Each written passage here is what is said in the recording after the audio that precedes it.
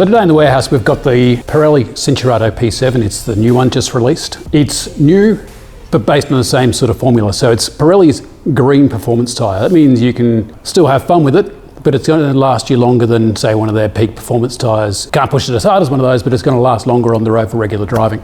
It's interesting, so I was talking to one of the Pirelli guys before, and basically they release a sort of a facelift update on these tyres every 3 to 4 years. And so they release it, and then they actually start working on it pretty much straight away. So they're always working on the next version of this tyre, and probably most of the other tyres out there as well. So it's interesting to know about that cycle. So this is an updated version. They're saying it's going to be better in the wet. It's going to have reduced road noise.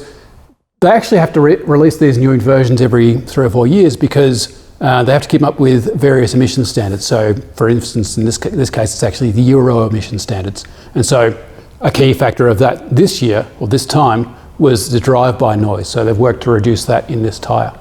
But they do say it's actually reduced braking distance by about 4 metres, and it's got better fuel efficiency. So, you know, all the usual little increments that you're expecting to see. So you can see, if we look at the tread, that this actually is a performance tyre. So it's got these 3 consistent ribs that go all the way through. So you don't see any of those bigger voids that you might see in a regular passenger tyre. It's got 2 hefty shoulders. It's actually an asymmetrical tyre. So you've got an outside and an inside of the tyre.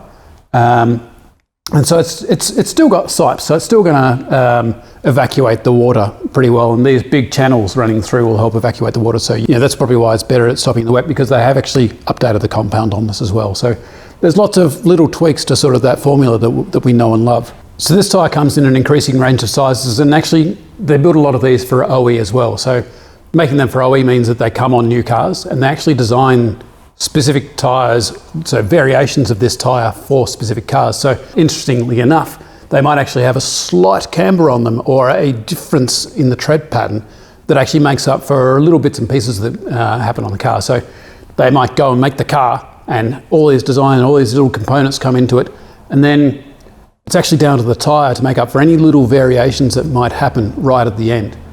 So that's where the OE homologation comes in, particularly with vehicles like the X-Drive or the Audis with their transmissions that are a little bit finicky about what sort of tyres go on there. So something to keep an eye out for. But anyway, so this is Pirelli's new or updated Pirelli Cinturato P7.